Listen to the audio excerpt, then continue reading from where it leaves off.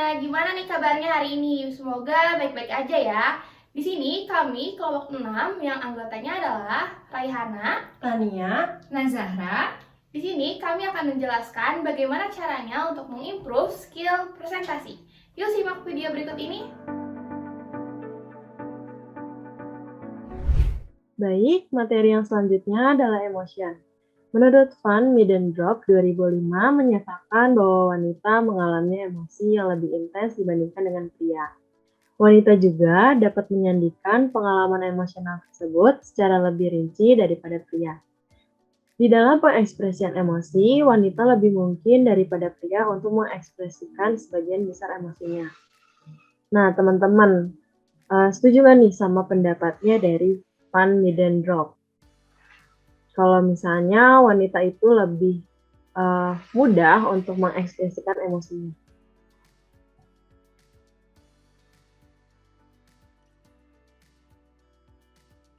Boleh mungkin dari Nafisa, kira-kira setuju nggak ya? Setuju, Kak. Kalau dari yang lain, apakah ada yang tidak setuju? Boleh ya teman-teman ditulis di kolom chat.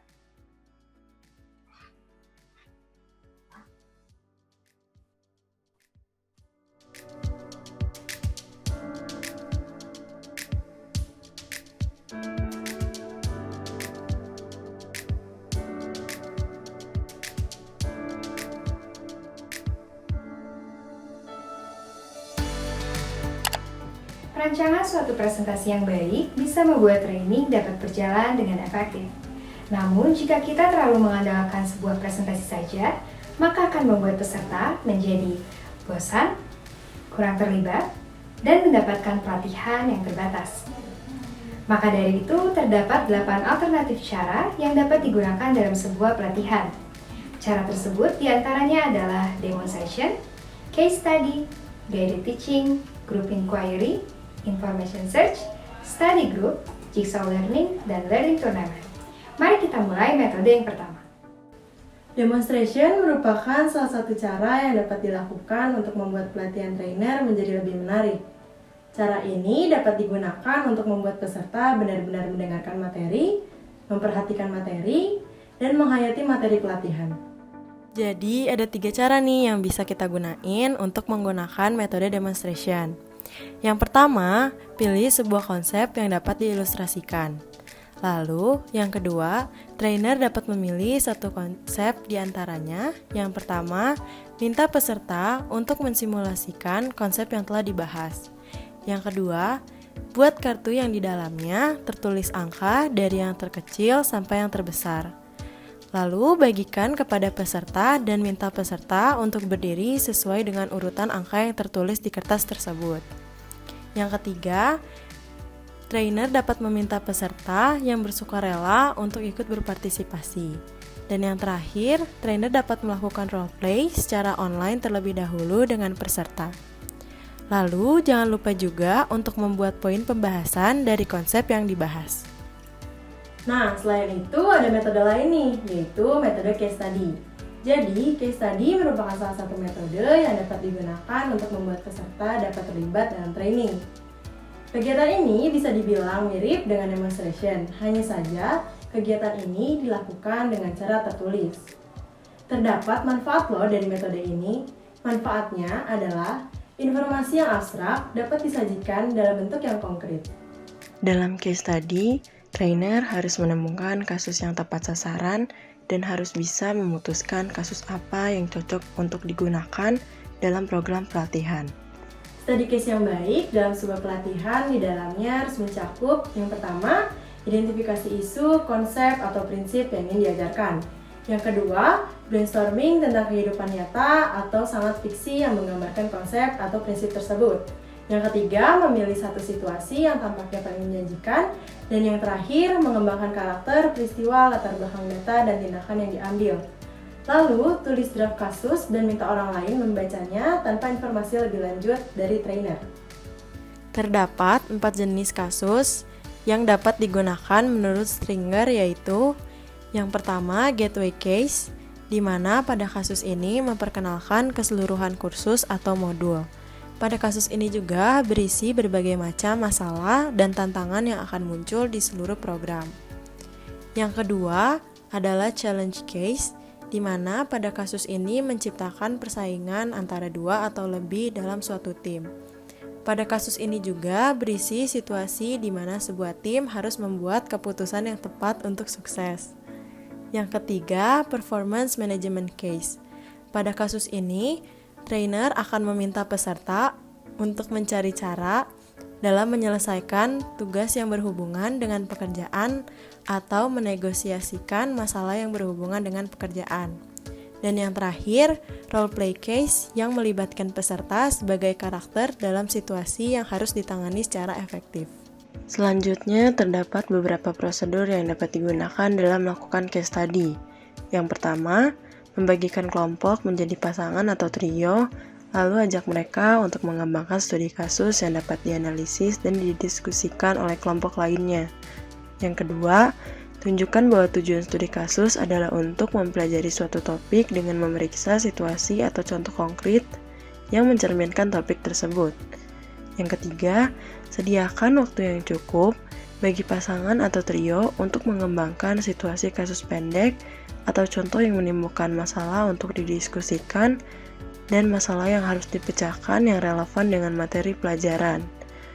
Yang terakhir, ketika studi kasus selesai, mintalah kelompok-kelompok itu mempresentasikannya ke kelompok besar, lalu biarkanlah salah satu anggota kelompok tersebut memimpin kasus yang akan dibahas. Lalu terdapat guided teaching yang merupakan salah satu cara yang dapat digunakan untuk menggantikan presentasi. Pada metode ini, biasanya trainer akan mengajukan beberapa pertanyaan untuk menggali pengetahuan kelompok atau dapat memperoleh informasi. Metode ini adalah jeda yang bagus dari kuliah secara langsung dan memungkinkan trainer untuk mempelajari apa yang sudah diketahui dan dipahami oleh peserta sebelum membuat poin instruksional sendiri. Berikut merupakan beberapa prosedur untuk menggunakan guided teaching approach. Yang pertama, ajukan pertanyaan atau serangkaian pertanyaan yang merangsang pemikiran peserta. Lalu ajukan pernyataan yang memiliki beberapa kemungkinan jawaban, seperti bagaimana Anda bisa mengetahui seberapa cerdas seseorang. Yang kedua, beri peserta waktu untuk berpasangan atau subkelompok untuk mempertimbangkan tanggapan mereka.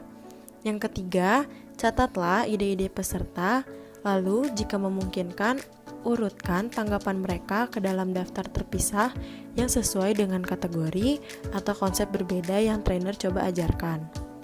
Lalu yang terakhir, sajikan poin pembelajaran utama yang ingin trainer ajarkan.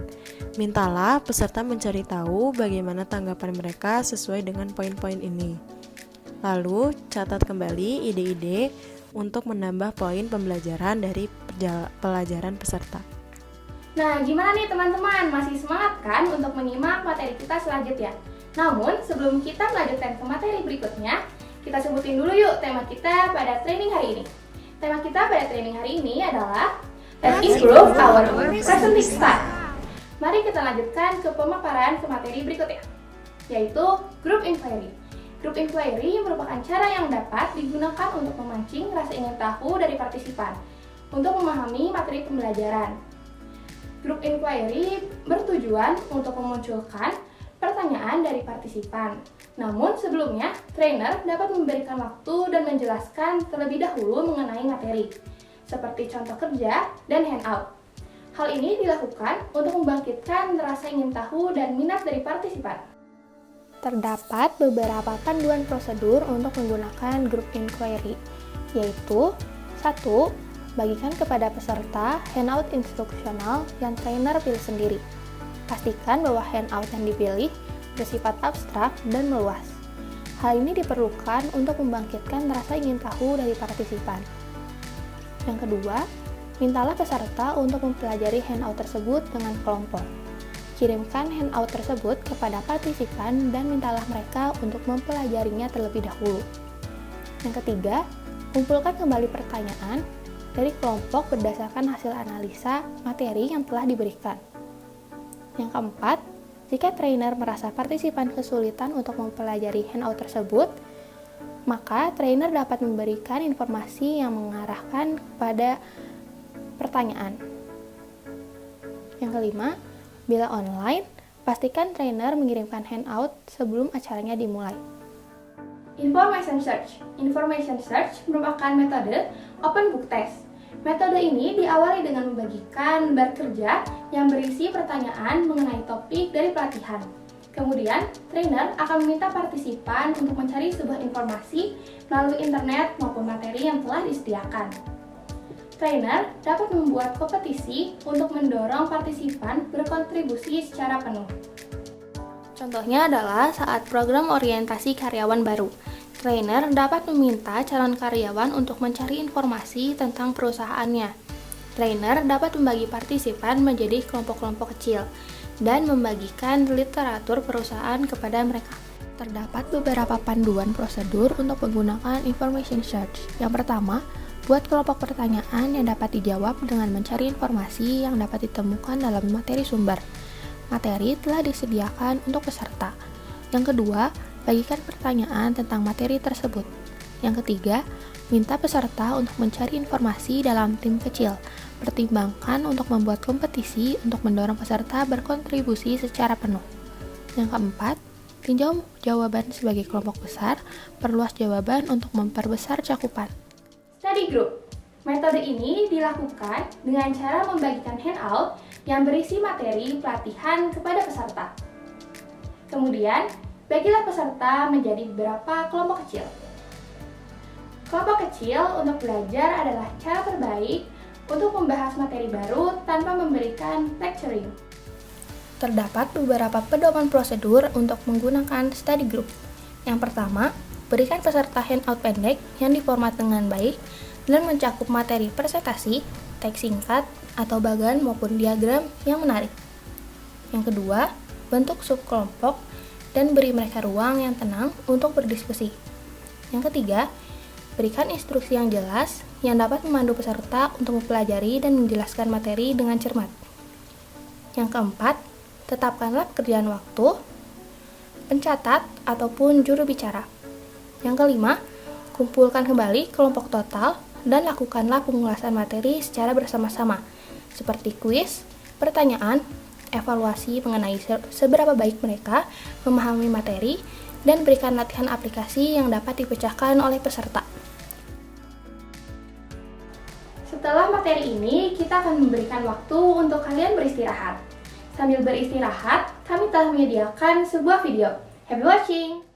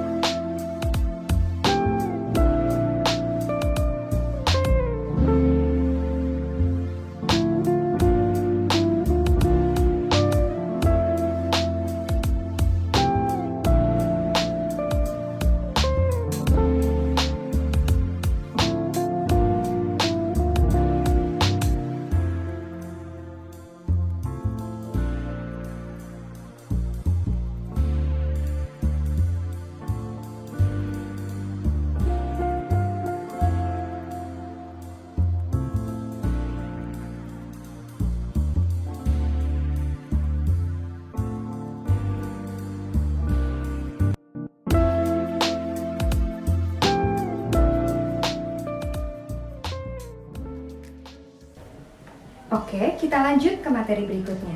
Semoga ice breaking tadi sudah cukup menghibur dan bikin teman-teman fresh lagi ya. Metode berikutnya adalah jigsaw learning. Jadi, jigsaw learning merupakan variasi dalam kelompok belajar. Dibandingkan meminta setiap kelompok untuk mempelajari informasi yang sama, kita dapat memberikan informasi yang berbeda kepada kelompok yang berbeda, kemudian membentuk kelompok belajar yang terdiri dari perwakilan masing-masing kelompok awal. Cara ini merupakan variasi kelompok belajar yang menarik apabila materi meliputi beberapa segmentasi dan tidak ada urutan tertentu.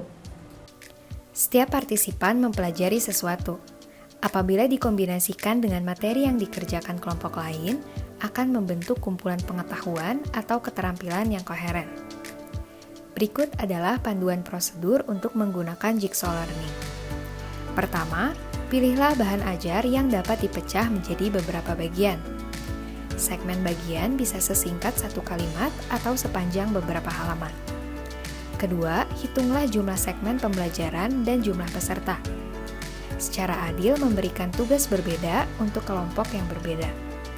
Ketiga, setelah waktu belajar memahami dan belajar selesai, bentuklah kelompok jigsaw learning. Kelompok yang berisi perwakilan dari masing-masing kelompok belajar. Berikut contoh gambar jigsaw learning sebagai ilustrasi. Keempat, mintalah anggota kelompok jigsaw untuk saling mengajarkan apa yang telah mereka pelajari. Atau berikan kelompok satu set pertanyaan yang bergantung pada pengetahuan bervariasi dari anggota mereka. Yang kelima, kumpulkan kembali kelompok lengkap untuk ditinjau dan memastikan keakuratan pemahamannya. Metode terakhir adalah learning turnamen. Metode ini menggabungkan kelompok belajar dengan kompetisi tim. Jika Anda menggunakan metode ini, berikan peserta materi pembelajaran yang biasa dibahas dalam presentasi. Beri peserta waktu untuk membaca dan mempelajari materi dengan pengetahuan yang mereka inginkan. Bentuk tim untuk meninjau informasi dan menguji satu sama lain. Kemudian berikan kuis singkat tentang materi kepada setiap peserta. Tinjau dan uraikan jawabannya, dan memberikan instruksi tentang cara mencetak hasil dan mendapatkan skor rata-rata tim. Untuk mencapai perasaan turnamen, ulangi proses beberapa kali sehingga tim dapat merasakan naik turunnya skor tim mereka.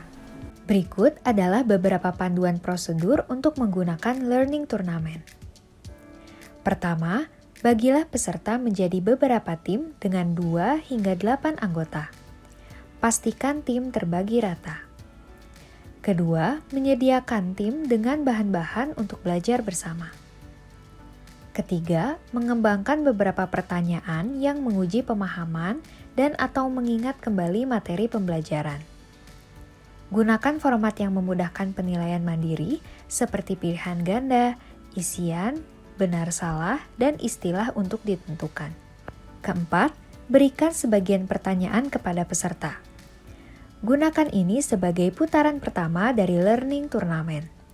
Setiap peserta harus menjawab pertanyaan secara individual. Kelima, setelah pertanyaan diberikan, berikan jawaban dan mintalah peserta untuk menghitung nomor yang mereka jawab benar. Kemudian minta mereka mengumpulkan skor mereka dengan skor setiap anggota lain dari kelompok mereka untuk mendapatkan skor tim. Umumkan skor masing-masing tim. Keenam, minta tim untuk belajar materi putaran kedua. Minta lebih banyak tes dari sebelumnya. Selain itu, minta tim mengumpulkan skor mereka dan menambahkannya ke babak skor 1. Ketujuh, Anda dapat memberikan putaran sebanyak yang diinginkan. Tetapi, pastikan untuk mengizinkan tim untuk memiliki sesi belajar. Dan yang terakhir, secara opsional, Anda mungkin ingin menggunakan layanan online untuk menyediakan konten. Nah, tadi kan kita udah menyimak 8 metode alternatif untuk presentasi. Sekarang kita coba yuk menerapkannya berdasarkan sebuah kasus. Terdapat peserta training dengan topik memahami 12 cara meningkatkan meetings Anda dengan materi sebagai berikut. Pertama, kirim agenda terlebih dahulu. Kedua, bersiaplah dengan fakta dan opini yang mendukung. Ketiga, memilih masalah yang dapat dikelola dan dipecahkan. Keempat, jangan buang waktu, fokus pada topik rapat. Kelima, sepakati definisi masalah sebelum beralih ke solusi. Keenam, berikan waktu yang cukup untuk setiap langkah pemecahan masalah. Ketujuh, dorong konfrontasi positif. Kedelapan, fokus pada masalah, bukan orangnya. Kesembilan, bergiliran memimpin rapat panjang. Selanjutnya, variasikan kecepatan pertemuan antara pelaporan tugas dan diskusi. Lalu, beri peringkat solusi alternatif sebelum memutuskan yang terbaik. Yang terakhir, tentukan tanggal untuk memeriksa pelaksanaan keputusan. Berikut adalah contoh penerapannya. Pertama, jika menggunakan metode demonstration. Ilustrasikan 12 cara tersebut dengan mensimulasikan rapat antara Anda dengan para peserta. Gunakanlah topik seperti pembicaraan perencanaan pesta musim panas atau evaluasi bulanan anggaran. Beri peserta handout untuk membantu pengamatan mereka tentang teknik Anda. Selanjutnya, jika menggunakan metode study group. Bagi peserta menjadi kelompok-kelompok kecil dan mintalah setiap kelompok untuk mempelajari 12 cara tersebut, mengklarifikasi setiap poin, dan mendiskusikan pendapat mereka. Dan yang terakhir, jika ingin menggunakan metode case study, bagikan deskripsi dari 2 pertemuan rapat yang diadakan dalam selang waktu 1 mingguan. 1 rapat yang efektif dan 1 yang tidak efektif. Mintalah peserta mencari tahu bagaimana perbaikan telah dicapai. Nah, tadi kan udah dikasih contoh penerapan menggunakan 3 metode alternatif pertama. Selanjutnya, masing-masing dari teman-teman bisa mencoba untuk membuat cara penerapan dengan 5 metode lain.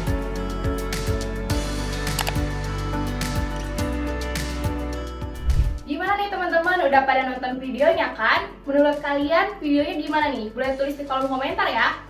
Semoga videonya bermanfaat ya. Sekian pemaparan dari kami, sampai bertemu di kesempatan berikutnya.